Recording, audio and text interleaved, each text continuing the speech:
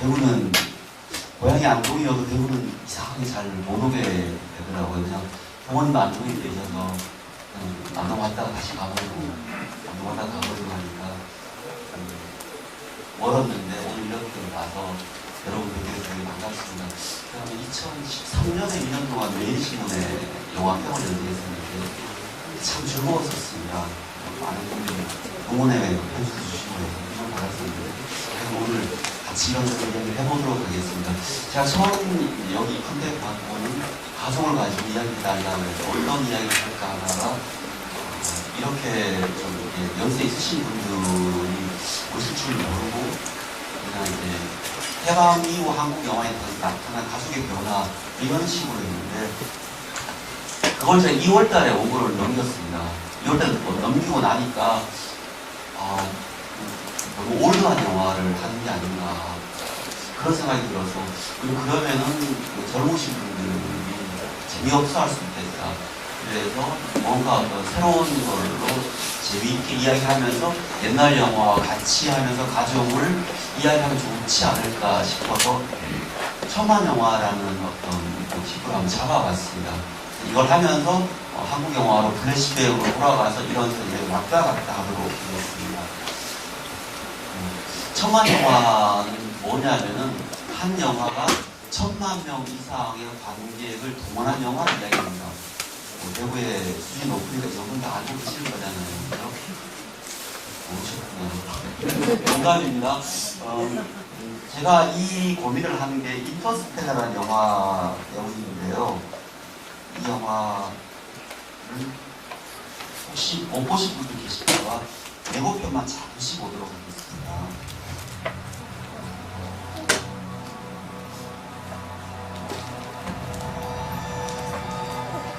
What are you going to do with it?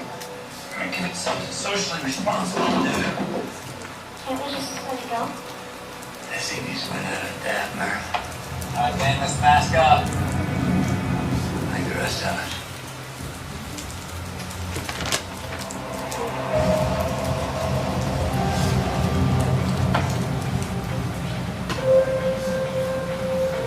This world's a treasure. It's been telling us to leave for a while now. Your daughter's generation will be the last to survive on Earth. You're the best pilot we ever had. Get out there and save the world. Are you ready to say goodbye to our solar system? To our galaxy?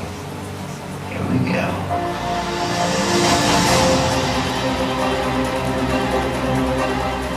Right here. Want to get down fast, don't we? Actually, we want to get there in one piece. Hang on.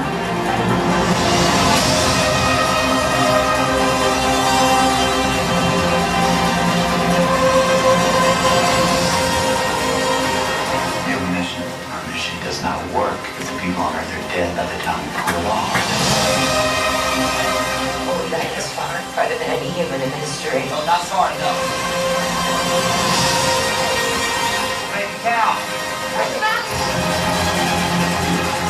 Those are mountains. And waves. Are we going to make it? Yes, you are. Yes, you are. You might have to decide if you're seeing your children again. The human race. We'll find a way. We always have.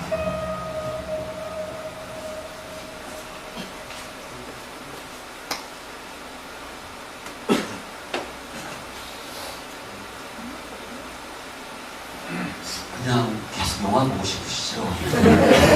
저도 그렇습니다. 이 영화를 그냥 아이맥스관에서 빠져들고 싶은 욕망이 갑자기 생기네요. 혹시 영화 보신 분 계십니까? 아, 역시 대구 수준이 높네요. 예. 이 영화 1000만 명 이상 동원했습니다. 정말 놀라운 기록인데요. 왜 놀라느냐면은 이미지가 참 좋죠. 내용을 잠깐 설명드리면 지구가 더 이상 황폐해서 살 수 없어서 우주에 지구인이 살 수 있는 우주를 찾아가는 그런 내용입니다.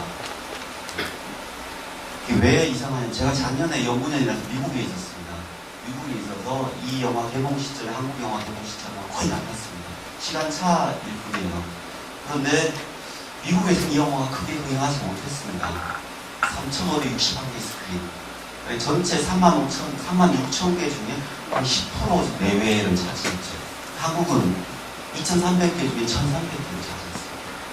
스크린 수가 압도적인 60% 정도. 10개 중에 6개가 이 영화를 상영했습니다. 근데 재밌는 게 헝거게임이라는 영화가 작년에 이맘때 같이 개봉했습니다. 인터스텔라가 17일 동안 1억 2천만 달러를 벌어들였는데 헝거게임 3가 딱 3일 만에 2억을 넘겨버렸어요. 그러니까 미국은 인터스텔라보다 헝거게임이 엄청나게 인기가 많았습니다. 혹시 헝거게임 보신 분 계시나요? 이번 주에 헝거게임 파이널이 개봉하는데 1, 2, 3, 4, 3였습니다. 혹시 3 보신 분 계세요? 3가 제일 재미없잖아요. 제일 재미없어요. 근데 미국에서는 엄청나게 인기가 많았습니다. 다르게 이야기하면 인터스텔라는 그렇게 인기가 없었습니다. 한국은 전반대였습니다. 4주 내내 박수 1위를 차지해요. 헝거게임은 100만 명 겨우 듣던 걸 했습니다. 처참했습니다. 인터스텔라가 압도적으로 흥행했죠. 그래서 왜 이런 일이 벌어졌을까?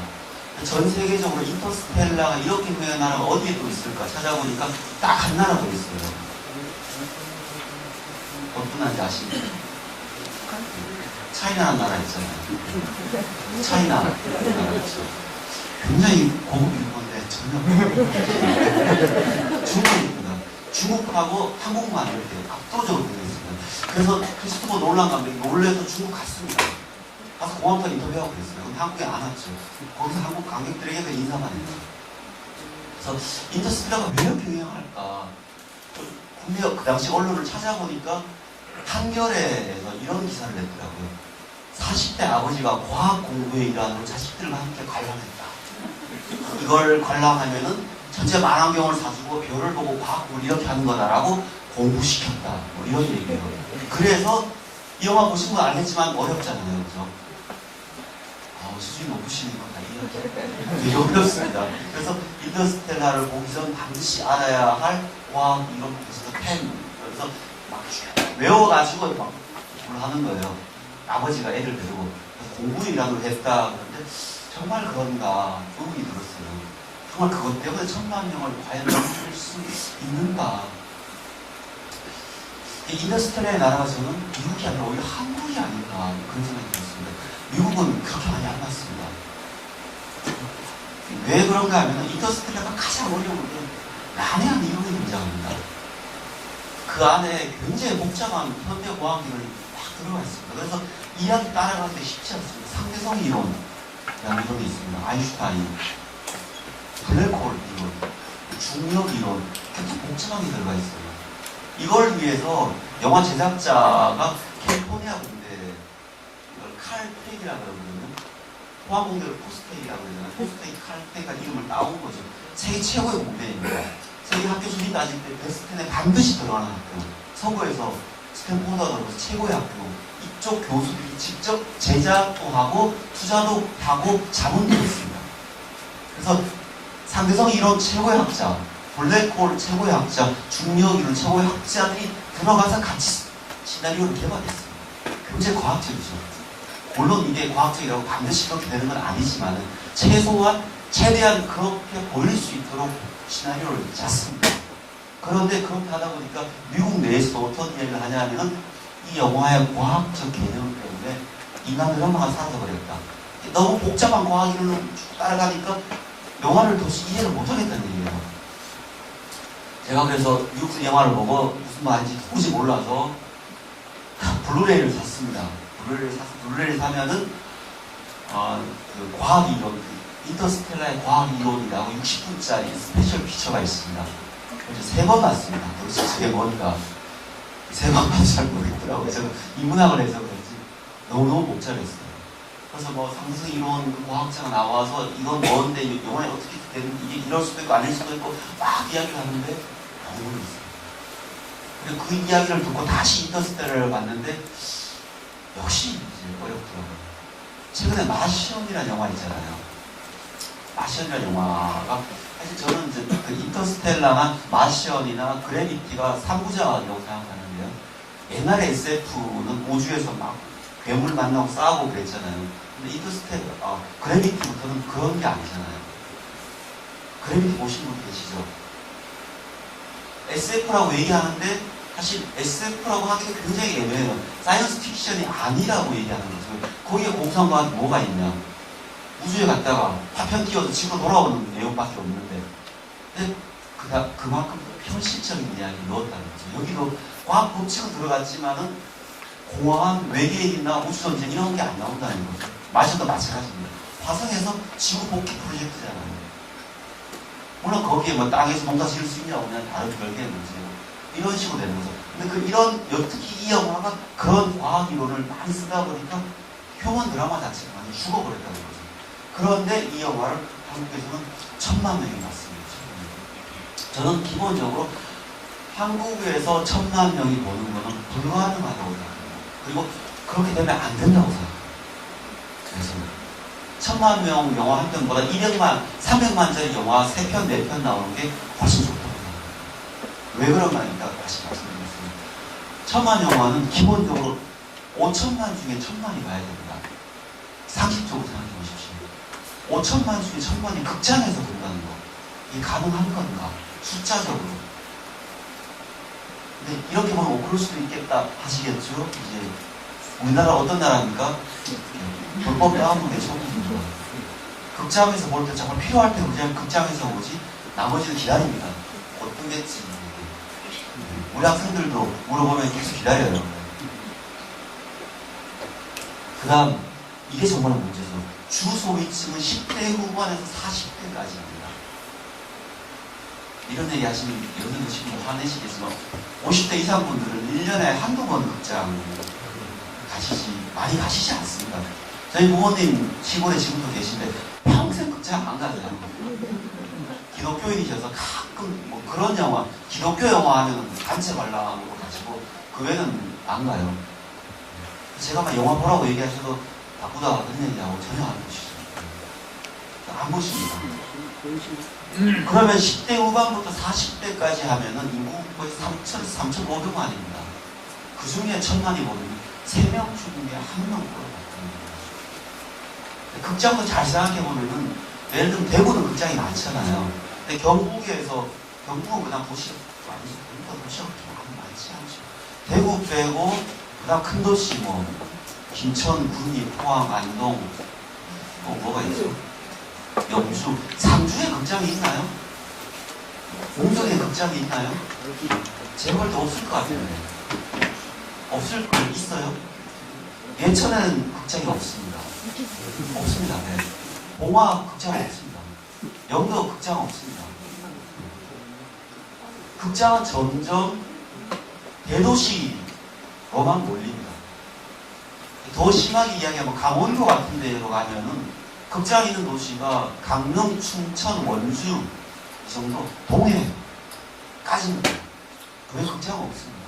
그래서 제가 군대에 있을 때 화천에서 있었는데 영화를 보려고 화천 나와서 춘천까지 가야 영화를 볼 수 있었어요. 탈영을 해야 되나 봐 고민하고. 거기 사는 분들 다 인구 빼버리고 나이 드신 분들 빼버리고 10대 초반 빼버리면 정말 어려운 숫자입니다. 그러니까 만약에 버스를 타고 쭉 가는데 그 중에 무작위로 딱 꼽았을 때 3명 중에 1명은 극장에서 영화를 같이 봤다는 거예요. 이게 가능한 숫자입니다. 제가 볼 때 불가능한 숫자입니다. 다르게 말하면 집단적 중독인 신경입니다. 우르르 몰려가서 쭉 보는 랠리 근성이거나 좋게 말하면 다이나믹 코리아 아주 역동적인 것 이런 정도로 보는 거죠. 그럼 다시 생각해보면 영화야말로 어떤 매체보다도 같이 보는 겁니다. 영화를 제일 처음 발명한 사람이 누군지 아십니까? 누구나 다 알고 있는 사람이에요. 토마스 에디슨이에요. 에디슨이 발명했습니다. 뭐 생각해보면 쉽잖아요. 전기를 발명했죠. 추궁기를 발명했습니다. 그럼 전기로 사운드를 녹음할 수 있으면 그 다음에는 움직임을 녹음하려고 하겠죠. 사실은 벌써 반세기 전에 발명이 됐으니까. 근데 에디슨이 발명한 영화는 매체가 달랐습니다. 아니, 요런 매체입니다. 요런 매체에 공들을 넣어서 이렇게 보는 그런 거였습니다. 그러니까 옛날 어르신들 설악산 갔다 오면 애들한테 카메라 주셨잖아요. 그죠? 이게 울산바위 뭐 이렇게 기억나시죠? 그게 속도가 빨라지면 움직이는 것처럼 보이잖아요. 그러니까 저기 영화라는 게 기본적으로 단순하게 이야기하면 1초에 24개 프레임이 빨리 다다닥 내려오는 게 빨리 움직이니까 움직이는 것처럼 보이는 거잖아요. 이게 이렇게 이게 이제 빨리 보이는 거죠. 그런 식으로 되는 거죠. 에디슨 했는데 근데 이게 왜 영화가 아니냐면은 지금의 영화가 아니기 때문에 이거 하는 거 동전 넣고 혼자 보는 건데 이런 영화가 나오지 얼마 뒤에 프랑스 리메르가 형제가 영화를 만듭니다. 카페에서 같이 보면서 상영하는 지금의 그런 어떤 메커니즘을 만드는 거죠. 영화의 가장 큰 특징은 대동성입니다. 같이 보는 겁니다. 그래서 영화는 같이 봐야 재밌어요. 혼자 보시면 재미가 없습니다. 특히 공포 영화 같은 거 막 같이 봐야 돼요. 젊은 사람 있을 때는 내가 공감하는데 우리 연인이에요? 공포 영화를 보세요. 막 그러면서 얘기하는데 지금 그런 얘기가 분위기가 안 돼요. 그래서 막 괜찮아 오바미너 뭐 이러면서 이제 친해지는 거고 코미디 영화 깔깔 웃을 때 같이 웃어야 재미가 있잖아요. 쾌감이라는 게 있습니다. 큰 스크린에 막 같이 보는 기본적으로 대중매체죠. 대중매체. 그러니까 미술 전시회도 혼자 보잖아요. 소설도 혼자 읽습니다. 이 영화는 같이 봐야지 그런 매체입니다. 영화는 같이 보다 보니까 관객들이 좋아하는 특징을 잡습니다. 그러니까 미국에서 영화를 상업화 시켜서 1910년대 후반이 되면 벌써 LA에서 영화 틀을 만들어버립니다. 만들어서 그러니까 미국에서 최초 에디슨이 동부에서 영화를 만드는데 에디슨이 독과점을 해버립니다. 그래서 가난한 사람들이 쫓겨서 쭉쭉 가다 서구까지 갔죠. 거기 햇빛이 잘 들고 언덕도 있고 영화 찍기도 좋고 비도 안 오고 아주 좋잖아요. 영화를 잘 찍었어요. 그러다 보니까 다시 목적으로 이 영화를 가지고 들어가는 거죠. 그런데 영화를 찍다 보니까 관객들이 이런 영화 재밌더라. 이런 영화 또 만들어줘요. 이렇게 가는 거예요. 이건 나는 이게 막 싸우는 게 좋더라. 이런 거. 난 웃기는 게 좋더라. 난 눈물 나는 게 좋더라. 어떤 감독이 이런 걸 더 잘 만들어. 당신 이런 거 만들어라. 당신 이런 거 만들어라. 이렇게 하는 거죠. 그러다 보니까 이제 장르가 생깁니다.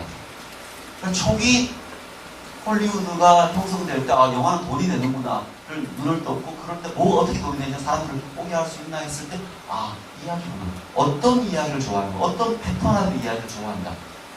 그 다음 그 영화 누가 만드는가 장르와 감독과 그 다음 누가 나오나 스타. 초기 아예 처음부터 10년대 후반 되면 장르와 감독과 스타가 나와버립니다. 이걸 중심으로 스튜디오가 구축이 되는 거죠.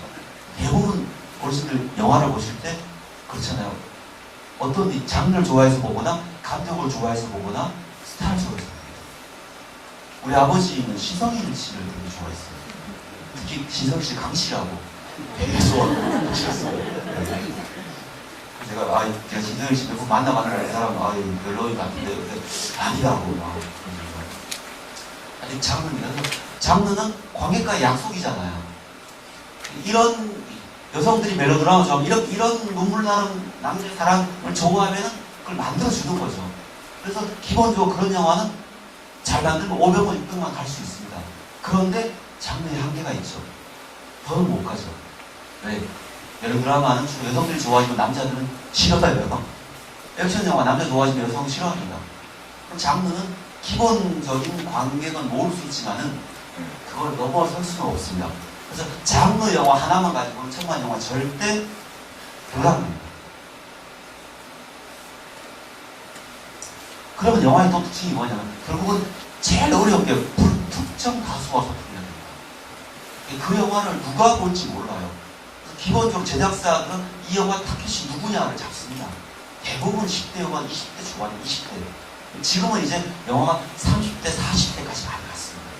지금 40대가 20대 초반부터 영화에 눈을 뜨고 영화를 보셔야 되기 때문에 다시 그들이 아들배로 영화를 보러 가요. 지금 40대 영화를 꽤 많이 봅니다.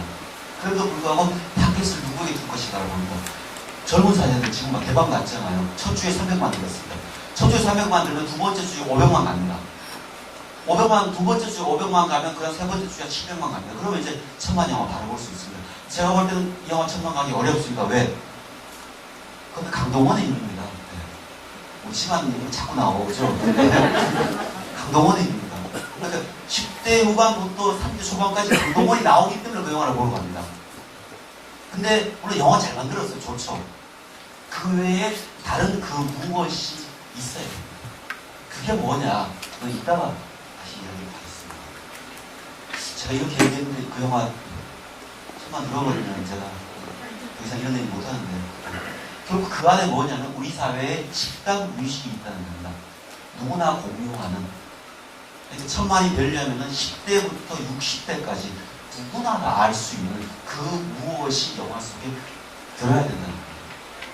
과연 태극기 날리며가 천만이 들었습니다. 근데 그거는 10대 같은 경우 아 우리가 전쟁을 저렇게 해서 저렇게 슬펐구나라는 걸 간접 체험하는 거죠. 나이 드신 어르신들은 내가 그때 저렇게 겪었었지 라고 또 회상하시는 겁니다. 그러니까 내셔널 알레고리라고 그러는데요. 우리나라 국민이면 알아야 될 만한 그런 어떤 이야기를 영화 스토리로 풀어내는 거예요. 그런 것들이 그 무엇이 있어야만 천만 영화가 가능하다는 거예요. 그게 없으면 절대 불가능해요. 이때까지 나온 천만 영화 목록입니다. 17편입니다. 7위로 2003년에 처음 나왔죠. 태극기 날리며 왕의 남자, 괴물, 배우대 아바타, 도둑들, 광해 왕이 된 남자, 7분 방의 선물, 변호인, 겨울왕국, 명랑, 인터스텔라, 국제시장, 어벤져스 2죠. 2인가요? 3인가요? 암살, 베테랑, 7편입니다. 이 중에 절반 이상 보신 거예요. 우리가 문화생활을 좀 해야 됩니다. 아무리 바꾸셔도 제가 전에 한번 MBA 과정 중소기업 사장님 상대로 특강을 한 적이 있는데 영화 얘기를 했더니 반주에 3편 이상 보신 분이 별로 안 계시더라고요.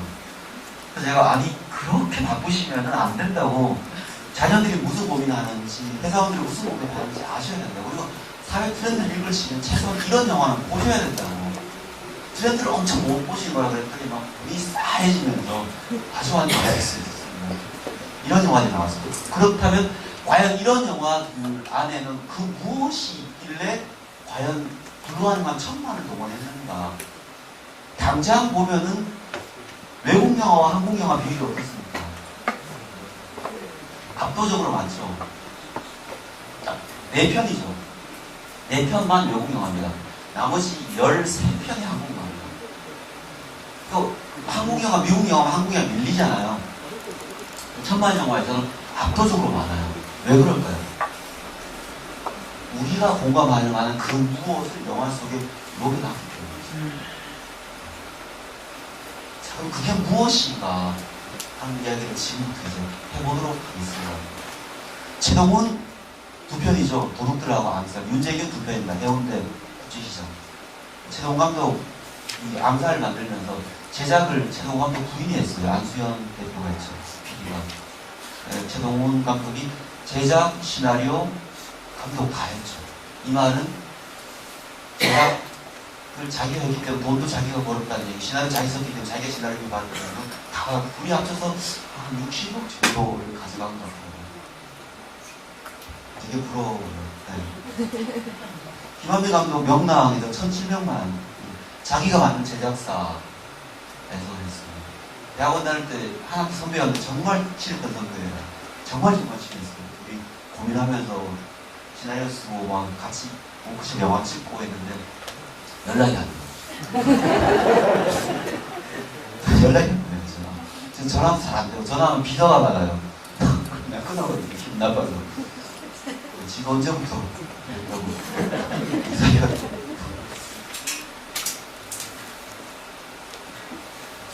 제가 주목한 이 영화의 가장 큰 특징은 아버지의 부재입니다. 아버지의 부재. 많은 영화에 아버지가 등장하지 않습니다. 아버지가. 이제부터는 이해를 위해서 배우 이름을 하겠습니다. 영화 아람 잘 모르시잖아요. 배우를 하겠습니다. 신기도 첫 천만 영화죠. 설경구가 왜 사형수가 되고 폭파 공작원이 된 줄 아십니까? 아버지가 한국 전쟁 때 월북했기 때문에. 그래서 어머니는 평생 아버지를 못 잊어서 한 번도 방에 불 떼서 자지 않고 아버지를 기다렸죠. 그 아버지를 기다리는 어머니를 보면 절망해서 빗다간 길로 가고 결국 깡패가 돼서 사형수가 됐죠.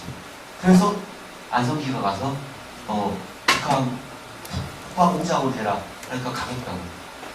김일성 목을 따서 그 잘난 아버지 얼굴이 어떤지 보고 싶다고 가죠. 아버지가 없습니다. 태극이 날리면 장동건, 원빈인데 아버지 없습니다. 전부 다 아버지는 죽었습니다. 그래서 아버지 제삿날 그럽니다. 아버지 이제 나 영신이 하고 이은주하고 결혼해요. 보고하죠. 아버지는 죽었습니다. 없습니다. 괴물은 아버지가 있습니다. 있죠. 어린 여중생의 아버지가 있는데 그 아버지는 정신이 비정상적인 아버지죠. 그리고 그 비정상적인 아버지를 키우는 아버지가 또 있습니다.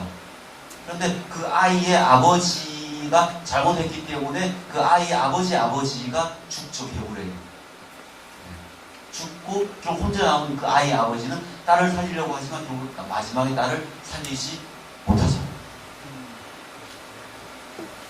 가물가물 하시죠. 해운대입니다. 여기 나와있죠. 이 영화이죠. 이 두 사람이 어떤 관계인지 아십니까? 부부였는데 이혼을 아직 명확하게 하지 않은 부부입니다. 얘 딸이 박중훈의 딸인데 둘이 같이 딸이죠. 그런데 얘에게는 남자가 있죠. 그래서 딸인데 딸이라고 이야기를 못하는. 홍길동이 아버지를 이해 못하는 거 똑같은 상황이죠. 그래서 마지막에 아주 유치하게 여기서 닥칠 때 헬기 얘를 태워 보내주면서 얘가 뭐라 그래요? 내가 네 아빠다 그러는데 못 보셨구나. 그러니까 눈물 납니다. 그리고 두 사람 좋아하는데 얘가 얘한테 죄의식을 가지고 있어요. 왜? 얘 아버지하고 얘가 같이 고기잡이를 갔다 원양어선 탔는데 얘의 실수로 얘 아버지가 죽었다고 생각합니다. 그래서 그 포즈를 함부로 못해요.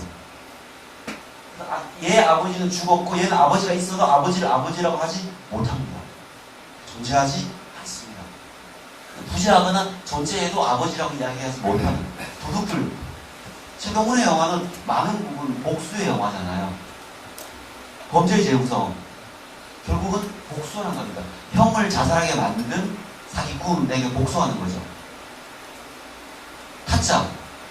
백경장에게 복수하는 거잖아요. 백경장을 죽인 사람을 복수하는 거. 전우치, 자기 선생을 죽인 거 복수하는 거죠. 도둑들 복수입니다. 왜 그 다이아몬드를 훔치냐면 자기 아버지를 그 홍콩 교육단이 죽였거든요. 그걸 복수하는 거죠. 암살도 마찬가지예요. 결국은 어머니 가와구치라는 그 만주군 주수사령관이 만주 학살을 했고 그 학살에 어머니가 죽었잖아요. 안옥균이. 그래서 그걸 죽이려고 하는 거고 아버지를 죽이는 것도 그러잖아. 어머니를 죽였고 언니를 죽였다. 왜 언니 죽였어요? 그러잖아요. 암살도 안 보셨구나. 그 문화생활 하셔야 됩니다. 우리가. 예. 도둑들도 역시 아버지는 존재하지 않고 죽었습니다. 나중에 왜 죽었는지가 나옵니다. 칠번방의 정문. 처음부터 아버지는 죽었습니다. 딸이 죽은 아버지의 원을 풀어주는 거죠. 네, 그래요. 인터스텔라. 아버지는 있지만 바로 인구가 시작되면 아까 보셨죠? 인구가 시작되면 바로 우주로 가버립니다. 다른 우주에 가버린 아버지에게 편지를 계속 보내죠. 메신저를 보내지만 아버지에게 답이 안 오죠. 아버지는 떠나가 버립니다. 없습니다. 국제시장. 영화가 시작되자마자 이거 이제 우리 집 가장이다. 난 남은 게 넌 가라. 그래서 아버지는 북에 남죠. 그리고 아들은 떠내려옵니다. 그리고 부산에 가잖아요. 국제시장. 여러분 실성시장이 유명하죠? 아닌가요? 서울시장이 유명합니까? 예.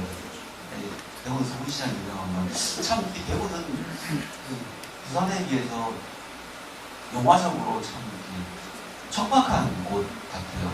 부산은 부산 출신 영화 감독도 되게 많습니다. 윤재균 부산 출신이에요. 그래서 해운대 국제시장을 만들죠. 곽형태 부산이잖아요. 친구 만들고 윤영민 부산 그러니까 영화 만들고 부산 사투리가 막 나오잖아요. 기가 많이 나고 어머니 이런 대구는 없어요. 주인공 대구 출신 감독도 없고 대구를 배경으로 한 영화도 별로 없고 차라리 안동을 다른 영화도 가끔 있어요. 워낙 오래된 동네니까 거의 타고난 이고 그러니까 그런 이미지로만 계속 보여지고 있죠. 참 답답한데 우리 대구가 참 없네요. 국제시장 그래서 부산 가잖아요. 그래서 뭐라 그래요? 부산 국제시장에 오프닝 내에서 보자 그러잖아요. 끝까지 팔지 않고 있잖아요. 아버지를 기다리잖아요. 마지막에 그러잖아요. 팔으라고 그러고 아버지 근데 진짜 힘들었어요. 그러잖아요. 네, 보면서 어르신들 국제시장 보십시오. 눈물 나는 이야기입니다. 암살 마찬가지죠. 영화 시작되면 아버지는 없어요. 네, 만주로 가버렸기 때문에 안동균이 만주에서 아버지가 없이 살았기 때문에 아버지는 존재하지 않습니다. 자, 이렇게 보면 신기하게도 아버지가 존재하지 않습니다. 그래서 제가 왜 이렇지? 왜 이렇게 아버지가 없지? 한국 영화사에서 그런 경우가 있었는가? 라고 해보니까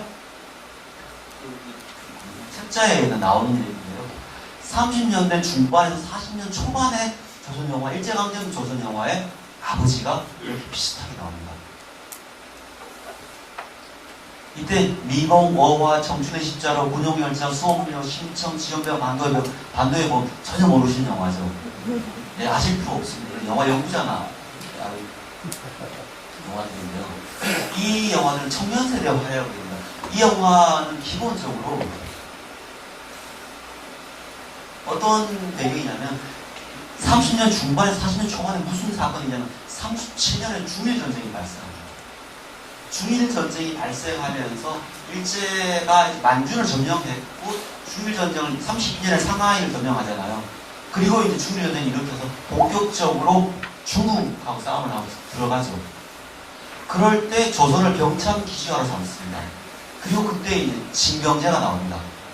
조선 병사들 일본만으로 안 되니까 착출해서 군대로 끌고 가는 거죠. 근데 그전에는 그걸 믿지 않았죠. 왜? 군대라는 게 사상이 특출해야 되잖아요. 군대에 끌고 갔는데 만약에 총을 꼭 그잡고 쏴버리거나 거기서 내오가는 수탄 까버리면 큰일 나잖아요. 탈영해버리면. 사상 교육이 돼야 되죠. 그걸 위해서 이 당시 영화가 그런 어떤 내용을 담고 있습니다.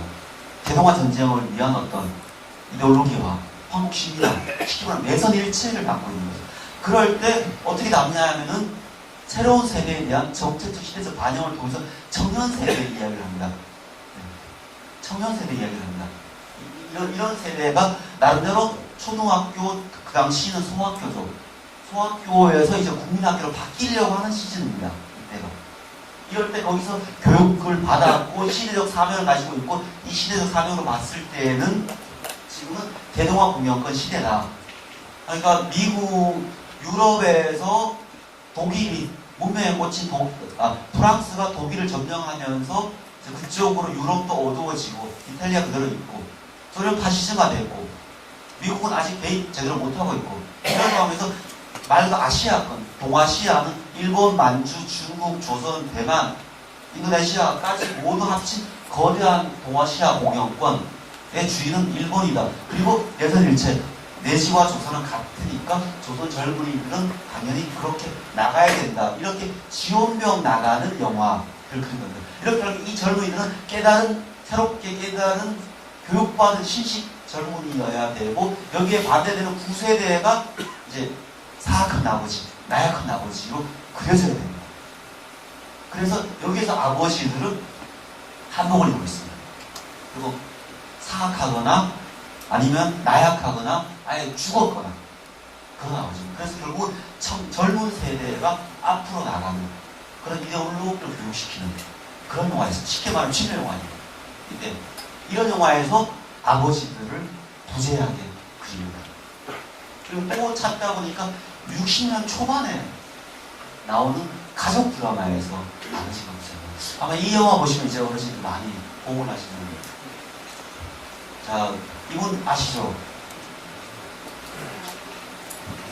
이분 뭐 모르시나요? 김승호 선생님이요. 이분 아드님이 김이라라고,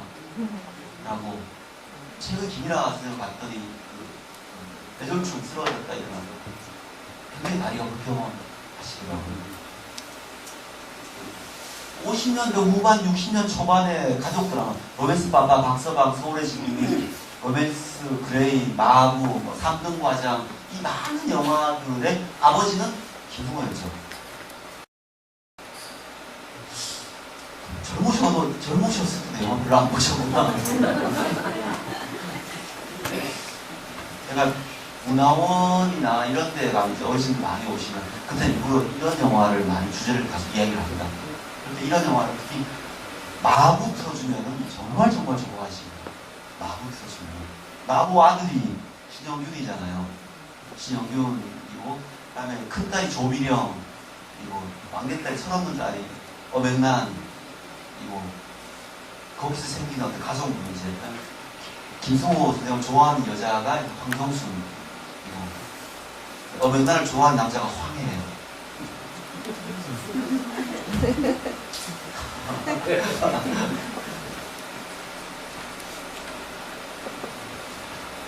주로 이제 김승호가 아버지이고 신영균의 아들 역입니다.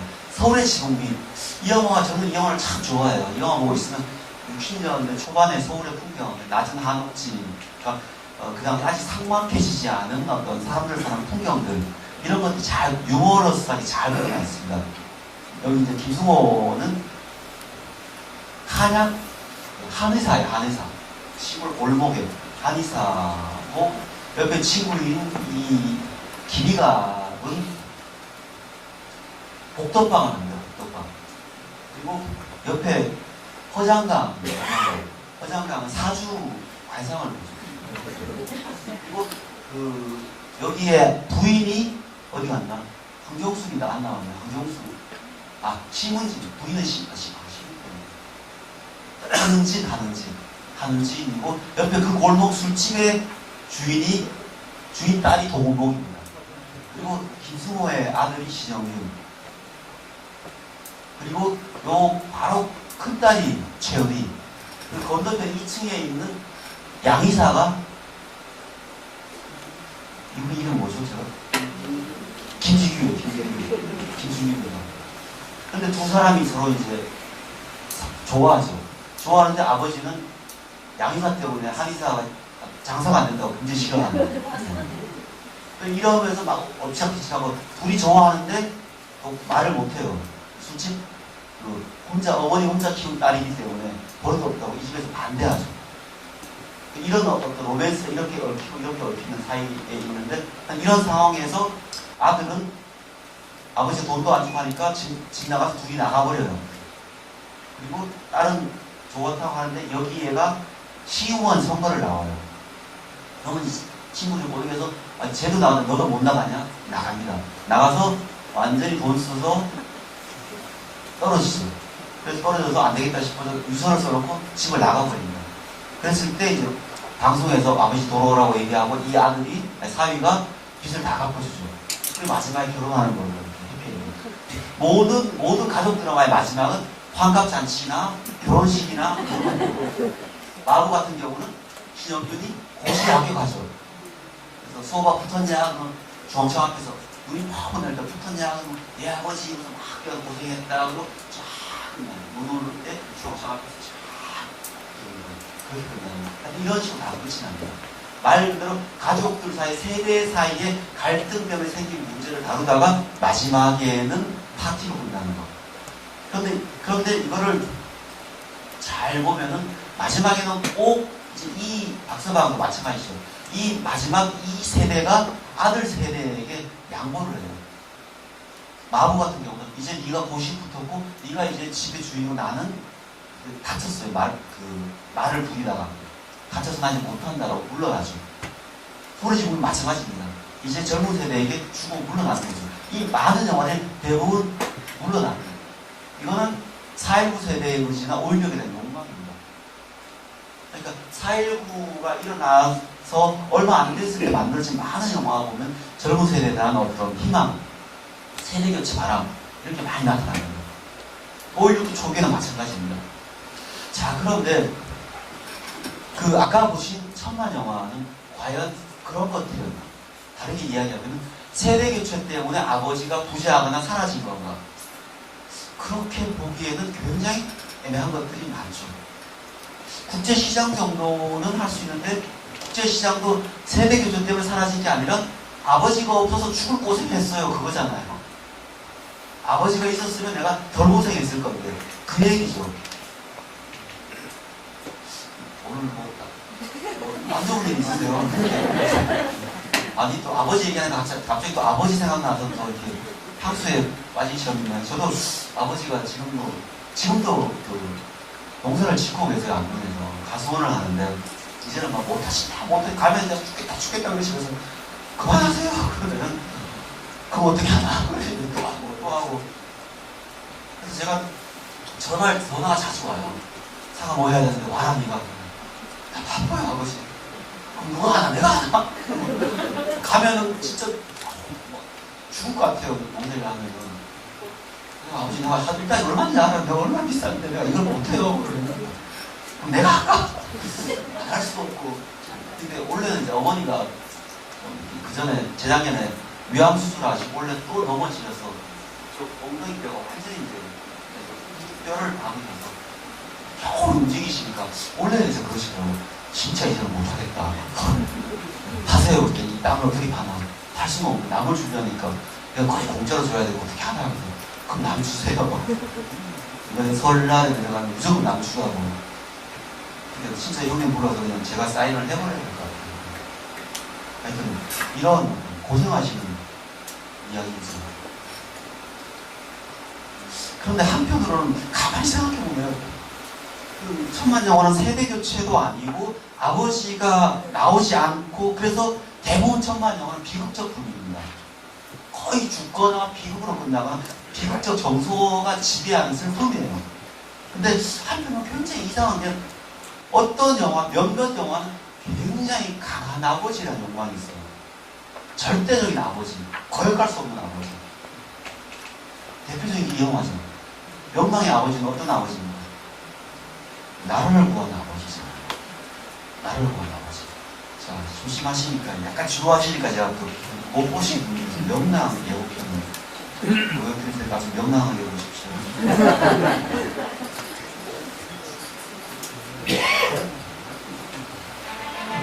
여기와 도타노의 맛이다. 여기가 도타노의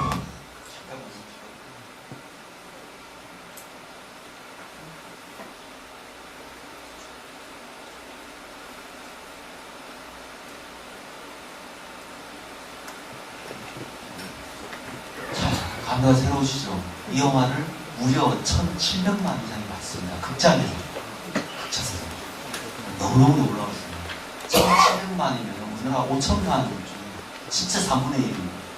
이 각 태어난 애부터 숨 넘어가기 직전에 할아버지까지 다 합쳐서 3분의 1 진짜 극장에서 봤다는 거예요. 아, 인생 한 방이죠. 나를 위한 아버지. 이 영화에서 정말 저는 이 영화 못 맞는 영화라고 생각해요. 스토리 자체가 이해도 안 되겠고 재미가 없고 가장 웃긴 게 아버지 아들이 나오죠. 아들은 거기 왜 나오는지 저는 도무지 이해가 안 돼요. 계속 아버지 이거 뭡니까? 저거였군요. 나중에 저게 왜 필요하지? 아니, 아버지를 부각시키기 위한 건지 모르겠지만 아들은 계속 나옵니다. 영화 속에. 변호인입니다. 명랑이 강한 아버지, 나라를 구하는 아버지라면 변호인은 정의로운 아버지죠. 둘 다 싫어합니다, 싫어. 아주 정의로운 아버지. 그러니까 정의를 위해서 싸우는 아버지잖아요. 그러니까 자기 출세를 위해서 뭔가를 출수를 부리고 뭐 할 수 있지만 그걸 버리고 정의를 위해서 모든 걸 거는 아버지. 그 다음 광해 왕이 된 남자. 여기서는 광해가 거의 아버지 역할을 하죠. 그래서 심은경, 너 아버지, 어머니 내가 찾아주겠다. 그리고 그러잖아요. 그만들 하세요. 내가 이 나라 왕인데 이 백성들을 생각해야지 청나라를 생각합니까? 명나라를 생각합니까? 그러잖아요. 말 그대로 아버지로서의 왕을 이야기합니다. 이렇게 하다 보니까 프로이트식의 어떤 가족 로맨스. 그러니까 아버지, 절대적인 아버지와 부딪히거나 할 수 있는 게 불가능하죠. 너무너무 큰 아버지이기 때문에 아들로서는 감히 어길 수 없는 그런 아버지가 나와요. 그러니까 어떻게 보면 두 개가 굉장히 모순적이에요. 한쪽 많은 영화는 아버지가 아예 없어요. 한쪽 몇 영화는 넘어설 수 없는 거대한 아버지가 나와요. 과연 이게 뭔가, 뭘 의미하는 걸까? 근데 이 두 개를 연결하는 고리 같은 게 베테랑이라는 영화가 있습니다. 유승환 감독도 참 그게 계속 안 되다가 베를린부터 되더니 베테랑에서 1300만을 유승환 감독도 영화 제작을 부인이 했어요. 자기가 시나리오 쓰고 감독하고 그러니까 또 이제 그런 베테랑 보시면 알겠지만은 강한 아버지의 욕망이 나옵니다. 재벌 회장이 나와요. 아마 우리 시대의 가장 강력한 아버지 중에 아버지, 무소불위의 아버지. 그러면 아마 기독교는 하나님 그러겠지만 하나님 바로 밑에 있는 존재가 아마 재벌 회장이 아닐까 싶죠. 못하는 게 없는, 죄를 지어도 다 이렇게 하고 감옥 가도 나오고, 감옥 가려고 그러면 갑자기 필요하시는 게 했다가 다시 못 바뀌거나 재벌 회장이죠. 뭐든지 할 수 있는. 한편으로는 뭐가 나오냐면 나약한 아버지가 나옵니다. 애인 월급 받으러 갔다가 갇혀서 병원에서 죽어가는 나약한 노동자 아버지가 나오죠. 두 개의 아버지가 대립하는 거죠. 두 개의 아버지가 대립하는데 이 나약한 노동자, 병원에서 죽어가는 아버지는 싸울 수 없으니까 그걸 대신해서 경찰인 황정민이가 이 재벌 아들하고 싸워주는 거죠. 예. 다르게 보면 굉장히 정의로운 경찰 이미지를 가지고 있잖아요. 그래서 이 영화를 가지고 판타지다. 현실에는 저런 재벌 회장도 있고 저런 노동자 아버지도 있지만 저런 경찰은 없다. 뭐 이런 이야기를 하고 그랬죠. 대구에는 있겠죠. 서울에는 없다고 말했는데 얼마나 강력한 아버지인가. 재벌 아버지와 후처의 아들인데 거기 유아인이 후처의 아들이잖아요. 근데 유아인을 살릴 수도 있고 죽일 수도 있는 아버지입니다. 그 앞에서 공업우죠. 그러니까 그 조카를 골프채로 때리는 아주 무지막지한 그런 아버지. 한편으로는 자상하지만 능력이 없는 아버지죠. 그 트럭 운전수는 아들을 옆에 태워서 같이 가서 이야기도 해주고, 그리고 그 황정민이가 아들한테 용돈 주잖아요. 그러니까 그러지 말라고. 그런 애가 전화를 해서 뭐야. 그래서 이제 사건을 캐 들어가는 거죠. 베테랑 볼만한 영화입니다. 보십시오. 뭔가 속이 좀 후련해지는, 현실에서 일어날 수 없는 걸 해결해 주기 때문에 물론 속이 후련해지는, 나에게 오히려 그렇기 때문에 더 이렇게 소해지는 영화일 수도 있는데 볼만한 영화입니다. 그렇게 보면 이 영화는 절대적인 아버지와 나약한 아버지 둘 다 보여줍니다. 그래서 결국 당신의 아버지는 누구입니까? 지금 우리 시대는 이런 나쁜 아버지에 맞서는 이런 아버지를 도와주는 여러 사람들과 더불어서 살아가고 있습니다. 라고 영화는 판타지를 보여주고 있죠. 그게 문제는 판타지라는 거죠. 제가 이제 이런 아버지의 부재를 보고 강력한 아버지를 보면서 한편으로 그런 생각을 했습니다. 지금 우리 시대의 가장 큰 열풍 중에 하나가 아빠 열풍입니다. 들어보셨습니까? 아빠 열풍. 그게 참 저 같은 아빠들을 참 힘들게 하는 거예요. 아빠 어디가? 라는 프로그램이 시작된 겁니다. TV 틀면 앞으로 와요. 문화평론가 권경호 선생님이 딱 요약했습니다. 우리 사회는 아버지와 아빠의 대립을 보여준다. 더 이상 아버지는 강한 존재라기보다는 실패하거나 낙오한 존재다. 이제 아버지는 쇠락하는 과정에서 점차 변방으로 사라지는 존재다. 이를 대체하는 게 아빠이다. 아빠는 따뜻하고 부드럽고 자상하고 무엇보다 건강하다. TV나 광고에 등장하는 아빠의 모습은 이제 늙고 병든 모습이 아니라 항상 건강한 신체와 경제적 성공을 겸비한 능력자이다. 이제 이 이후로 아빠는 아버지의 줄임말이 아닙니다. 아버지와 아빠는 전혀 다른 말입니다. 그래서 많은 아이들은 아빠를 원합니다. 돈도 잘 벌어오고 다정하고 여유있고 캠핑 같이 가서 다 놀아주고 이런 아빠를 원합니다. 그걸 우리 세대에게 요구합니다. 우리 세대가 무슨 죄를 졌다고. 죄 지금 하나도 없는데.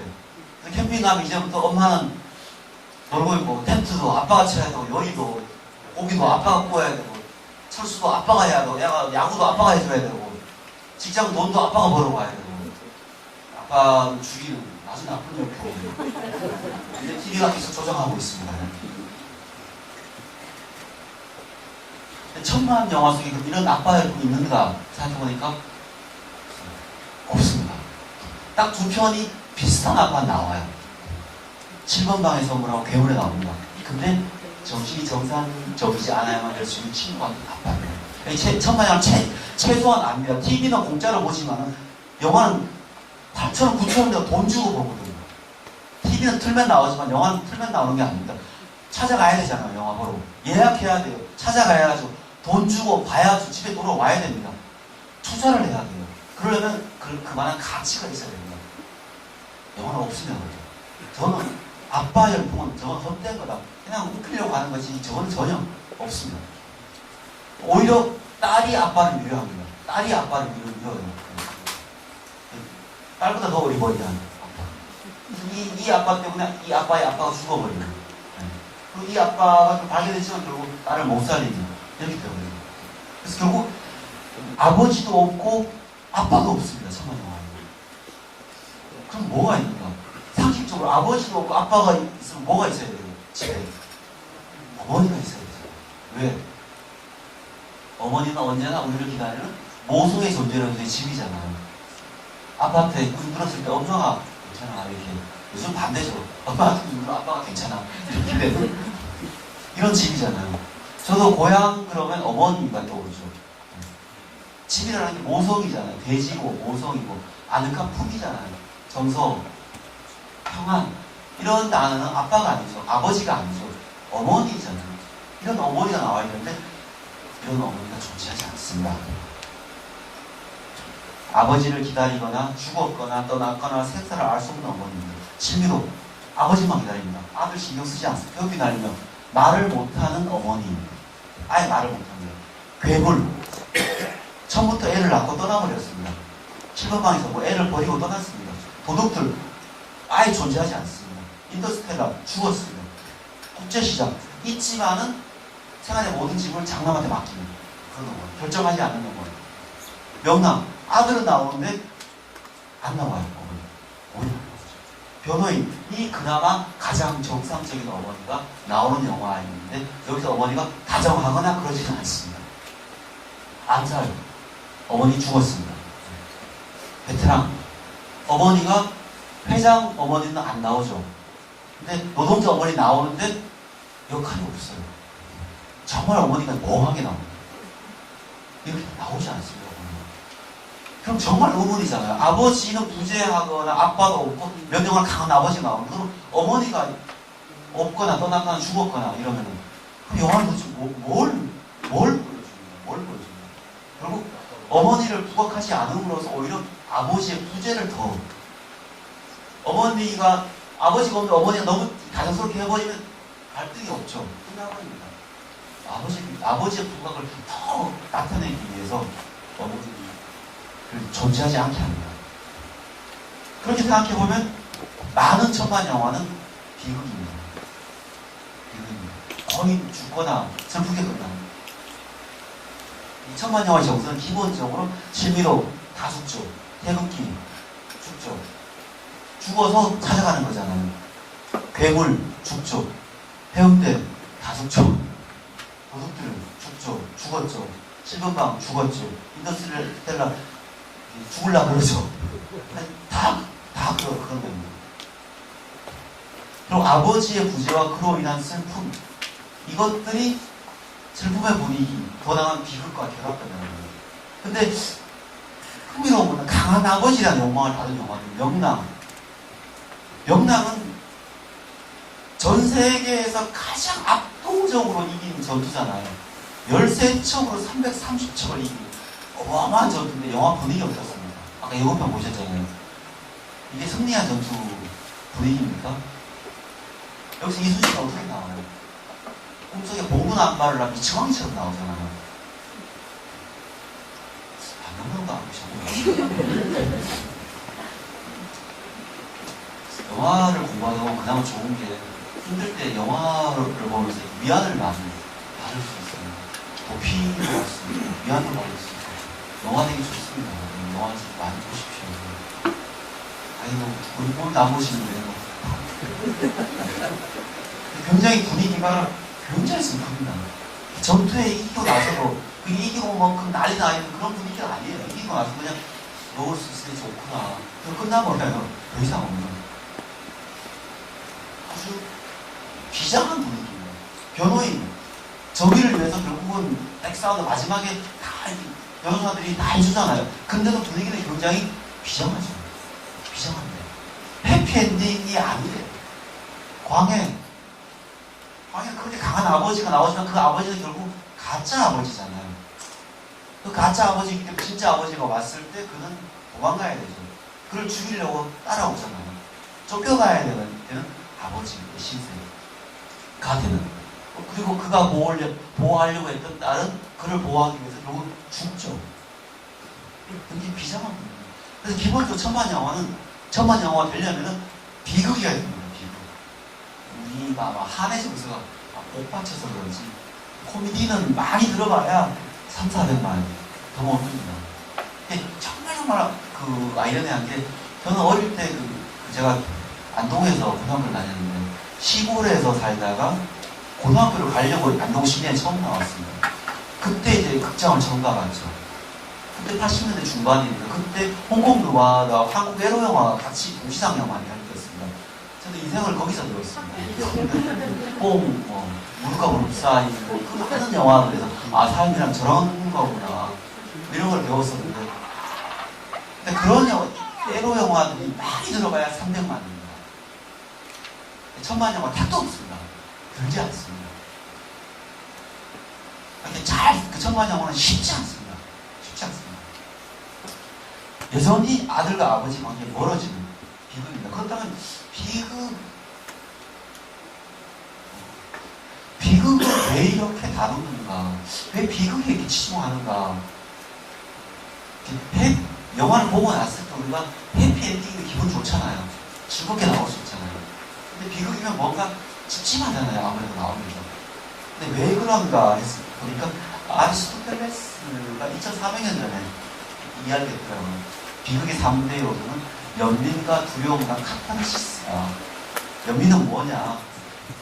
주인공이 처한 부당한 일이라는 연민이다. 그러니까 모든 비극의 기본은 주인공이 잘못해서 나쁜 일로 들어가면 안 돼요. 주인공은 잘했지만 나쁘게 얽혀 들어가야 됩니다. 해운대 주인공이 잘못해서 쓰나미가 온 게 아닙니다. 네. 해운대는 열심히 살려고 하는 거죠. 이순신이 잘못해서 명남 외국인 쳐들어온 게 아니죠. 네. 그들 잘못이 아닙니다. 열심히 하는데 부당하게 어떤 일들이 주인공에게 닥쳐서 그를 불행으로 몰아넣습니다. 그럴 때 뭐가 생기냐? 연민이 생긴다. 저 사람은 저러면 안 되는데 이런 마음이 생긴다는 거죠. 그다음 두려움. 저런 일이 나한테도 생기면 어떨까? 내 가족에게 생기면 어떨까? 어떤 영화를 보는데 막 애가 병들어서 막 괴로워하는 영화예요. 저 어린 것들이 그래서 혹시 내 애가 저러면은 불쌍해. 그런 두려움이 생긴다는 거지. 연민과 두려움이 같이 결합돼서 카타르시스가 생긴다는 거예요. 그래서 눈물을 흘리게 되고 그 눈물을 통해서 치유 효과가 생긴다는 거예요. 그래서 아리스토텔레스는 가장 뛰어난 극은 비극이다. 비극이야말로 인간이 만들 수 있는 가장 완벽한 형태다. 이렇게 얘기했습니다. 해피엔딩은 오히려 그게 좋은 게 아니라고 얘기했습니다. 비극이야말로 인간의 밑바닥에 있는 어떤 그 마음과 공명하는 그런 형태라고 이야기했습니다. 이건 아리스토텔레스의 생각입니다. 그럼 왜 지금은 아버지를 비극과 결합시키는가? 다르게 얘기하면 왜 아버지를 가지고 강한 아버지 또는 뭐 친절한 아버지, 뭐 이런 다정한 아버지, 돈 잘 버는 아버지 다 할 수 있는데 왜 아버지가 없거나 아버지가 강하지만 슬프게 만들었는가? 지금 우리 시대 아버지는 무언가 찾다 보니까 이런 말이 있더라고요. 사적인 이미지가 아닌 어떤 정신적인 이미지로서의 아버지는 오늘날 찾아볼 수 없는 것이 되어버려요. 집에 없는 아버지 또는 아버지의 부재는 현대 문명이 간직한 부성의 이미지입니다. 의지줘야 하는 사람이 아버지란 무엇인가지 이런 이야기를 한다. 그러니까 봉건적 사회에는 태어나서부터 그 아버지는 자신의 아버지에게 모든 걸 다 교육받는 거예요. 어떻게 살아가야 되고 뭘 해야 되고 이때는 뭘 해야 되고 어떻게 해야 되고 결혼해서 뭘 해야 되고 다 교육받는 거예요. 그래서 아버지는 정신적으로 굉장히 존경받는 존재였죠. 그 아버지가 배움이 됐으니까. 근데 자본주의가 되고 도시화가 되고 분업화가 되고 핵가족화가 되면서 이게 깨졌다는 얘기입니다. 아버지는 출근해서 돈 벌어오는 존재예요. 집에 있는 존재가 아니라는 거예요. 예를 들면 제가 어릴 때 아버지하고 가끔 부딪힐 거예요. 아버지는 막 급하면 막 그 가수원에서 데리고 가요. 그래서 사가 이거 적가해야 되고 뭐 해야 되고 빨리 해. 잘못하면 그것도 못하냐고 막 뭐라 그러시는데 아버지 난 무슨 안 지워요. 난 절대 안 지울 거예요. 그럼 일단 아버지 생각은 할아버지한테 아버지는 그렇게 배웠으니까 당연히 그렇게 가르치는 생각하는데 저는 아버지한테 배울 필요가 없죠. 제 아들하고 제가 있으면 저는 아들에게 해줄 수 있는 게 아무것도 없어요. 돈 벌어오는 거 외에는 해줄 수 있는 게 없죠. 같이 컴퓨터 게임을 해줄 수 있는 것도 아니고 어릴 때 자전거 이렇게 가르쳐주는 거 딱 그 정도. 어릴 때 초등학교 때 저학년 때 공 차주는 정도 만 해주고 그게 딱 끝나면 이제 지방에 들어가 버려요. 안 나와요. 가끔 좋아서 얘기하죠. 아빠 친구들은 뭐 요즘 사람들하고 유행인 것 같아. 뭐 좋은 거야? 몰라 나쁘고 다 있어. 그냥 그렇다고. 얼마인데? 5만 원인데 여기 세일에서 4만 원 갔던데. 주가 아니 저것도 가지도 되고 뭐. 그때 이거 5만 원 지금 고맙습니다. 그거 집안에 가버리고 또 대화가 안 돼요. 그런 존재라는 거예요. 그러니까 현대 문명의 아버지, 부성의 이미지는 부재하는 아버지예요. 존재하지 않는 아버지. 초등학교 3학년생이 쓴 시가 있습니다. 보실 때 보신 분 계실 거예요. 저는 정말하게 현재 아버지를 그렇게 엄마가 있어 좋다. 나를 이뻐해 주셔서 공감하시죠? 냉장고가 있어 좋다. 나에게 먹을 것을 주어서 강아지가 있어 좋다. 나랑 놀아주어서 마지막 저희 뭔지 아십니까?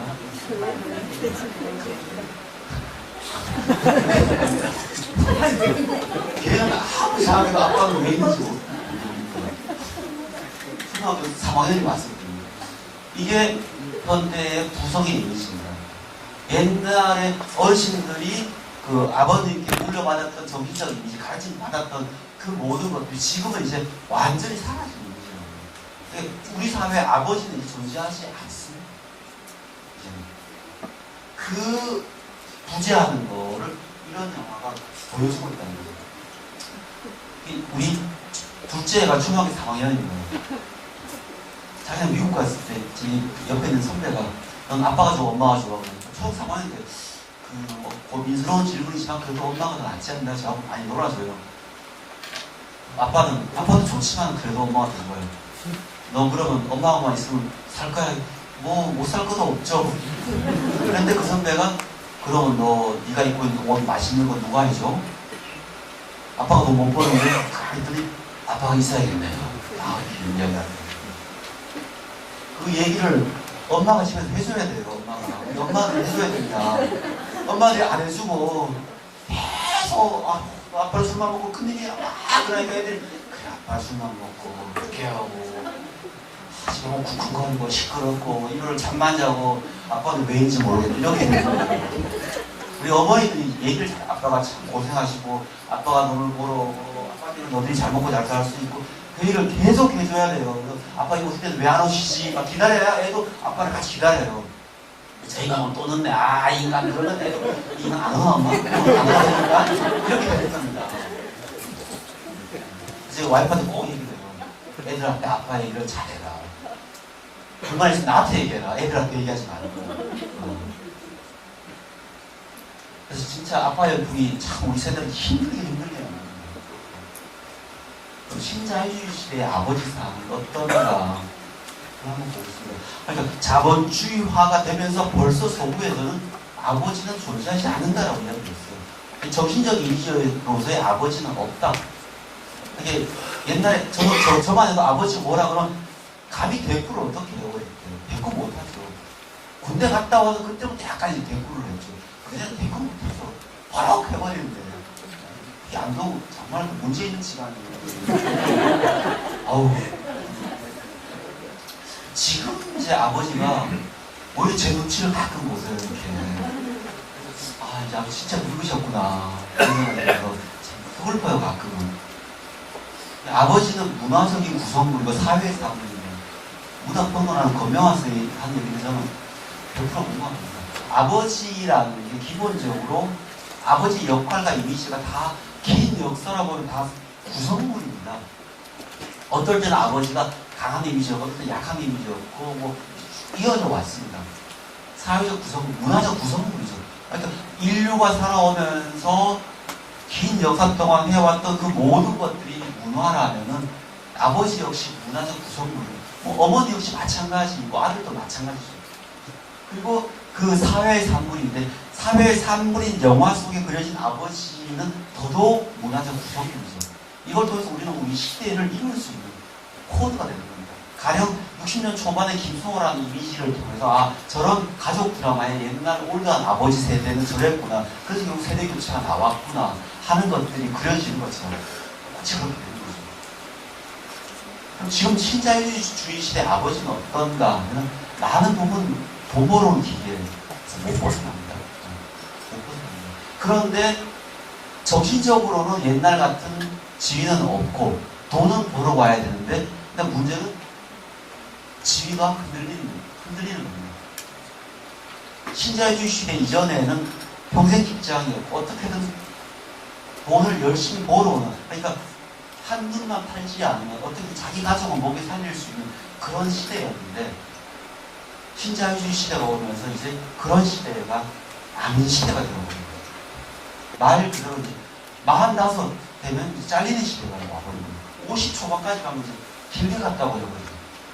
이런 시대입니다. 그러니까 아버지의 경제적 지위가 흔들리니까 결국은 어디로 가냐면 가족 위기가 오는 거예요. 지금 많은 부분 가족 위기는 결국 아버지의 경제적 지위에서 오는 겁니다. 아버지가 경제적 지위가 어려워지니까 어머니가 같이 맞벌이를 하게 되고 그러면서 집안이 더 힘들어지고 이런 식으로 얽혀지는 겁니다. 그러다 보니까 오히려 어떤 영화에서는 강한 아버지가 욕망이 됩니다. 강한 또 그냥 강한 아니라 절대적인 나라를 구한 영웅 아주 정의로운 영웅 또는 재벌회장 노골적 재벌회장 이런 식으로 나오는 아주 강한 아버지가 나오는 겁니다. 결국 저는 지금도 우리 사회는 가부장적 가족주의 사회에서 살고 있다. 이거를 그러니까 가부장적인 구조가 없다고 하지만 여전히 가부장적 가족 구조에 살고 있는 사회가 아닌가. 이거를 아버지들에게 아주 부정적인 의미의 가부장적 사회로 생각합니다. 그러니까 존재하지도 않는 아버지의 명령을 먹히지도 않는 그런 시대에 존재하지도 않는 아버지에 대한 공감하거나 애도하면서 한편으로 강한 아버지를 욕망하는데 그 강한 아버지는 다른 게 아니라 결국은 아버지로서의 어떤 지위, 권위는 사라지고 돈 벌어오라는 어떤 임무는 더 강해지는 그런 것들을 이런 식으로 보여주고 이걸 가부장적 가족주의와 신파적 정서를 결합해서 결국 멜로적 코드, 가족 멜로적 코드의 눈물을 통해서 카타르시스화 시키는 게 아닌가. 저는 이런 식으로 해석을 합니다. 그래서 여전히 우리는 지금 가부장적 사회인데 70년대, 80년대 그런 어떤 미오도 다시 한번 같은 그런 절대적인 가부장 사회는 아닙니다. 이런 가부장은 다 무너지고 이제 아버지에게 아직까지 경제적 짐을 지는 거예요. 그래서 보면은 대학교 다니면서 아버지가 죽었기 때문에 아들이 장남의 역할을 하면서 죽을 고생하면서 결국 마지막에 죽는 동생을 학교 보내려고 하는 국제시장도 마찬가지입니다. 그렇게 고생하는 그런 이야기 영화 속에 그려지는 거예요. 근데 이게 굉장히 보수적인 성향으로 보이는 거는 2000년 초중반에 가족 회체를 그린 영화들이 굉장히 많이 나왔습니다. 그러니까 70년, 80년대까지 어떤 가부장적 구조가 있었고 이게 IMF 이후부터 깨집니다. 미워서 다시 한번 이후 한국 영화를 보면 70년대 호스티스 영화, 별들의 고향 같은 영화들, 80년대에 더 심한 에로 영화들이 많은 부분 나오고 이게 이제 그런 호스티스 영화나 에로 영화는 결국 남성의 가능증의 대상으로서 보여지는 여성을 그리는 건 영화잖아요. 철저히 중심은 남성이죠. 제가 이제 농담삼아 얘기하면 제가 인생을 배운 80년대 많은 영화들의 모든 주체는 남성입니다. 남성의 눈에 보여지는 여성이죠. 정사 신이 나와도 남자는 안 보여줘요. 남자에게 반응하는 여성의 얼굴, 신음소리, 여성의 몸매를 쭉 하고 지나가죠. 대충 기억은 나시죠? 그러니까 철저하게 남성 중심의 영화들, 이게 무너집니다. IMF는. 그게 이제 바람나무 가족 같은 영화에서 가부장이 깨집니다. 바람나무 가족이라는 영화, 저는 굉장히 좋아하는 영화인데, 아버지가 월남한, 혀를 단식으로 월남했습니다. 그래서 정말 좀 고생해서 돈을 모았죠. 근데 아주 독재적인 아버지죠. 근데 어머니의 사이가 굉장히 안 좋습니다. 아버지는 이제 암 걸려서 막 피를 쏟는데 어머니는 이제 초등학교 동창을 만나서 사랑을 합니다. 그리고 와하게 와인 마시면서 막 호텔에 있었습니다. 그리고 아들은 그 아버지 어머니 사이를 보면서 살았기 때문에 어떤 사랑 이런 걸 믿지 않습니다. 아들 역시 변호사님도 바람났습니다. 젊은 여자를 사귀죠. 그리고 그 며느리도 바람났습니다. 며칠에 아주 억압적인 아버지에게 저항하는 고등학생을 사귀죠. 말 그대로 온 가족이 바람나고요. 그리고 이게 뭐냐면은 바람나지 않은 사람은 딱 한 명이죠. 가부장만 바람났습니다. 그리고 그 가부장이 죽습니다. 그리고 가부장이 죽으니까 각자 자기 삶 찾아서 갑니다. 더 이상 억압적인 집에서 살 수 없다. 각자 살자. 왜? 억압과 간섭과 폭력이 없으면 오히려 자유롭다. 우리 사회가 가족 때문에 생기는 정서적 위안과 평화도 있지만 가족 때문에 생기는 폭력, 자식에게 간섭이라는 애정이라는 어떤 근거로 인해서 생긴 자녀에 대한 어떤 폭력, 호가 기독교회 같은 경우는 철저하게 교회 다니라고 완전 용돈 안 주고 제가 어릴 때 많이 당했거든요. 용돈 안 주고 뭐라고 그러고 뭐 결혼할 때도 기독교회 아니면 절대 안 된다고 수시로 뭐라고 그러고 저는 그 폭력이라고 생각해요.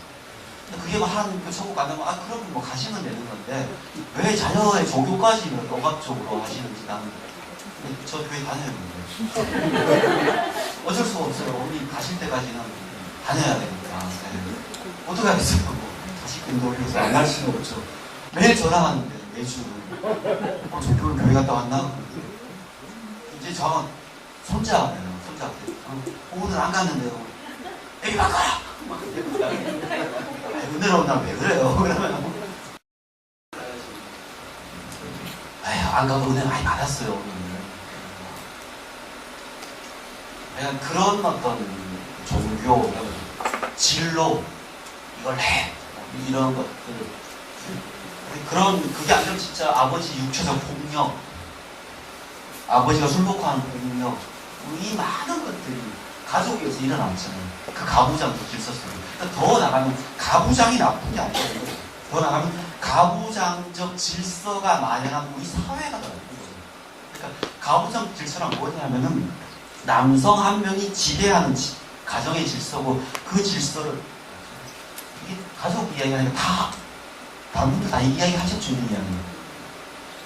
우리 사회가 그러니까 남자 한 명에게 그 권력을 나눠주고 그 한 명이 또 모든 걸 행하는 그런 어떤 권력 구조.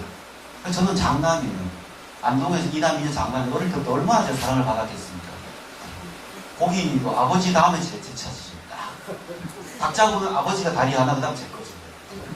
동생이나 누나는 감히 그냥 공부하고 이렇게 네가 오직 기둥이다. 네가 열심히 해야 된다. 네가 뭐 해야 된다. 어릴 때부터 얼마나 부담되겠습니까? 결혼하면서 야 진짜 내가 이제부터 다 해야 되나? 그러니까 남동생의 여동생은 집에 뭔 일이 있으면 그래요. 형이 해. 지금 냉장 고장났어요. 우리 냉장 고장났다 그러면 내 얘기하면 그래요. 어쩌라고? 이거 해. 내가 반은 낼게. 그러면 뭐 없어 내가 할게. 작은 건 제가 할 수 있는데 집을 좀 고쳐야 되는데 1,000만 원 든다 그러면 저도 마찬가지예요. 이거 돈 제일 많이 썼잖아. 그러면 이제 저는 제가 많이 썼으니까 할 수 있어요. 와이프 보기가 정말 미안해요. 와이프 뭔 죄를 져가지고 되게 미안해요. 와이프가 착해서 잘 이해해 준다고. 교회도 열심히 같이 가고. 우리는 밥 먹을 때 그냥 먹다 폰 올라가시면 기도하고 그런 어떤 가부장이 죽어요. 그러니까 이제 그리고 가족의 탄생은 뭐냐면 혈연 때문에 생긴 억압이 문제가 됐으니까 오히려 그게 비혈연 가족이 오히려 그걸 다 풀어버릴 수 있다. 억압적이지 않을 수 있다. 그런 영화입니다. 이 영화 한번 보십시오. 정말 이 영화 굉장히 많아요. 결혼 미친 짓이다. 마찬가지입니다. 남성 중심의 어떤 결혼 문화, 바람 피우는 문화를 뒤집어버립니다. 완전히 뒤집어버립니다. 아내가 결혼했다. 어른들 보시면 쇼핑하시죠. 어떻게 아내가 결혼하나. 옛날에 일처 다부, 일부 다처에서 일처 다부를 이야기하는 건데, 오히려 여성이 남편을 2명 부르는 거예요. 아주 쇼킹합니다. 그러니까 기존의 가부장적 질서를 완전히 깨버린 대안적인 가족을 구성한 그런 영화들이 나옵니다. 근데 이 영화들이 2000년 초반에 나왔다가 지금 안 나옵니다. 이명박근혜 시대가 되면서 굉장히 보수화가 되고 사회 전반적으로 경쟁이 힘들어지고 하는 이런 영화들이 더 이상 주춤하고 있어요. 그래서 제가 우리 사회가 지금 점점 보수화되고 있는 거다. 가부장의 질서가 어떻게든 거기에 기대고 있는 거다라고 말씀드립니다. 이 영화 속 가족 개체와 대한가족의 모색은 활발하지만 천만 영화는 없고 지금 이런 대한가족 개체도 지금 2008년 이후로 나오지 않습니다. 결국 우리는 가족 개체보다 가부장적 구조를 선호하는 이런 사회에서 살고 있는 거예요. 인터스텔라 흥행을 말씀드렸습니다. 인터스텔라가 어떻게 흥행했냐면 기존의 SF 영화는 SF 영화 홀로 다르지 않고 여러 장르를 섞습니다. 이거 하이브리드라고 하는데요. 에리언 같은 경우는 호러를 결합시켰죠. 아바타 같은 경우는 서부 웨스턴을 시켰고 우주전쟁 같은 경우는 전쟁 영화, 워피님을 넣었죠. 이런 식으로 봤을 때 인터스텔라는 아버지와 자식 관계에 대한 심판 이야기. 아버지가 부지하고 그걸 기다리는 딸, 눈물, 소통 이걸 넣었다는 거죠. 그래서 한국인에게 이게 눈물의 이야기. 그래서 마지막에 우리 만났을 때 눈물을 쏟습니다. 그래서 결국 이 코드 때문에 인터스텔라가 흥행했고 이 코드가 우리하고 비슷한 중국 역시 마찬가지입니다. 우리와 중국이 흥행보다 정말 비슷해요. 일본은 다릅니다. 우리하고. 일본은 섬나라이기 때문에 우리랑 굉장히 달라요. 근데 중국하고 우리하고는 굉장히 비슷해요. 그래서 많은 영화인들이 중국에 진출합니다. 돈도 많이 주고. 우리나라 모든 방송사와 케이블을 다 합쳐봐야 30개 정도밖에 안 돼요. 중국은 2,000개가 넘어요. 우리가 15억이잖아요. 우리가 1,000만 그럼 얘들 비웃어요. 5천만, 2천만 얘는 15억 중에 1,000만 별거 아닙니다. 좀 들었다면 6천만, 7천만 들어버려요. 얘들은. 문화는 산업이니까 우리 중국이 앞으로 커질 거라는 건 그것 때문에 커질 겁니다. 그래서 얼마나 크냐면 돈이 많냐면 돈이 너무 많으다가 예를 들면 뭐 김수영 같은 애가 있잖아요. 한 번 중국 TV 쇼프로야 딱 예를 들면 뭐 런닝맨 같은 그런 프로에 한 번 나와서 하면은 6, 7억 받아요. 김수영 프로가. 제가 영화상 중에 백상이 예술대상이라고 있어요. 심사를 하는데 원래 거기에 수시 남자친구인 거죠. 이민호를 꼭 넣어달라고 후보로. 왜요? 이민호가 와야 중국 빅3가 김수현, 이민호, 김우빈 얘가 나오면은 이렇게 뛴다고 해요. 인터넷에서 생방송하는데 생방송 저작권료가 6억이래요. 자기 돈이 없으면 좀 넣어달라고. 후보 넣어주죠. 뭐 알았어요. 이렇게 넣어줬는데 중국 애들이 한 절반이 중국에서 왔어요. 진짜. 와서 막 정말 그때 한 표가 10만 원인가 그랬어요. 제가 표가 3장 남았었는데 여기서 팔까? 막 경제도 어려운데 참았습니다. 결국은 눈물 이야기입니다. 눈물 이야기. 이게 중국과 한국이 가장 소중한 그런 점이죠. 이런 생각을 해가지고 봉준호 감독은 괴물이라는 영화가 있어요. 이 영화죠. 10만 넘었으면 한국에서. 봉준호 영화는 소녀를 죽여요. 여성소녀는 여고생을 죽이잖아요. 근데 꼭 교복 입은 여고생을 죽이죠. 살인의 추억. 마지막에 슬고 교복 입은 여자애가 죽으면서 사건이 반전을 하게 되고 괴물도 교복 입은 여자애가 제가 죽죠. 여기 없네요. 마더도 교복 입은 여자 아정이가 죽잖아요. 아이 죽죠. 그래서 결국은 봉준호 영화는 뭔가 찾아가는 영화죠. 살인법을 찾아가는 영화, 진짜 살인법을 찾아가는 영화, 딸을 위한 괴물을 찾아가는 영화, 이런 뭔가 찾는 영화죠. 근데 이렇게 괴물처럼 가족을 그렸는데 할리우드 가족주의와는 완전히 다르다는 거예요. 올 여름에 샌 안드레아스라는 영화가 개봉했었습니다. LA 쪽에 샌 안드레아스 층이 있잖아요. 서부에. 이 층에 대지진이 발생합니다. 근데 할리우드 재난 영화는 어떻게 만들어지냐면 이야기가 남편과 부인인데 사이가 안 좋아요. 이혼 직전이에요. 여기 자식이 있어요. 근데 여기 재난이 닥쳐요. 뭐 쓰나미가 불어오거나 뭐 화산이 터지거나 지진이 나거나 뭐 태풍이 몰려오거나 그럴 때 부인이나 남편이 서로 연락을 해서 한 사람이 위기에 빠진 걸 구해요. 주로 부인이 위기에 빠진 걸 남편이 구해요. 가서 참 이해가 안 돼요. 이건 보통 샌 안드레아스는 결혼할 남편이 있어요. 이 여자애는. 근데 가요. 참 이해가 안 되죠. 가서 부인을 구해요. 그리고 그 다음에 딸이 또 위기에 처해 있어요. 그걸 구해요. 그 딸이 이제 그 물에 잠겼다가 꺼냈는데 죽었어요. 그걸 막 심호흡을 하죠. 막 해요. 살릴까요? 죽일까요? 예? 네, 살립니다. 왜? 할리우드 영화니까. 할리우드 영화는 애들 안 죽여요. 네. 절대 안 죽입니다. 사실 그렇게 보면 영화는 애들을 너무 많이 죽여요. 너무 쉽게 너무 많이 죽여요. 우리 괴물 죽이잖아요. 네. 이렇게 죽이면 안 되죠. 해피엔딩과 언해피엔딩인데 우리는 어떻게든 언해피엔딩을 만들어요. 그러다 보니까 봉준호 영화가 국내에서는 흥행을 하지만 해외에 가면 이런 흥행을 못해요. 왜? 이런 거 별로 안 좋아해요. 미국 애들은.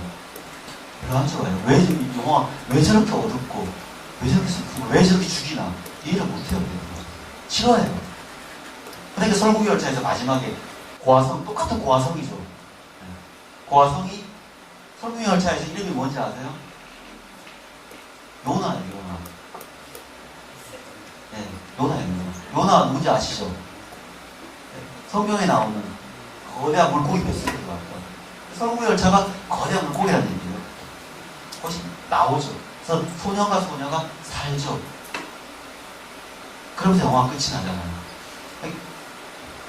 봉준호가 그저께 넷플릭스라는 미국에서 가장 큰 비디오 대회가 있어요. 거기서 400억을 투자받아서 옥자에 이제 제작이 들어갑니다. 웃기죠, 옥자. 네. 동물 이름인데, 동물 이름은 거기 퍼진 바이러스 내용인데, 아마 어떤 영화일지는 비슷해요. 제가 볼 때 또 뭔가 찾아가는 영화예요. 누가 죽을 거예요. 그걸 찾아가면서 어떤 그 사회의 모순을 보여주는 그런 영화일 건데, 네, 봉준호는 어떨지 모르겠지만 최소한 설국열차처럼 가야 돼요. 외국이 성행하려면 애를 죽이면 안 돼요. 마지막에 해피엔딩으로 가야 됩니다. 그러면 흥행할 수 있습니다. 그래서 제가 볼 때는 한국은 지금도 첨한 영화를 보면은 아버지의 부재를 통해서 가부장자 아버지를 역설적으로 추구하거나 그리워하고 강한 아버지를 통해서 강한 아버지의 욕망을 통해서 지금 우리 사회에 힘든 어려움을 극복하려고 하는 어떤 그런 것들이 대리적으로 드러나는 게 아닌가 그런 생각이 듭니다. 감사합니다. 또 해야 되는데. 아, 네, 감사합니다.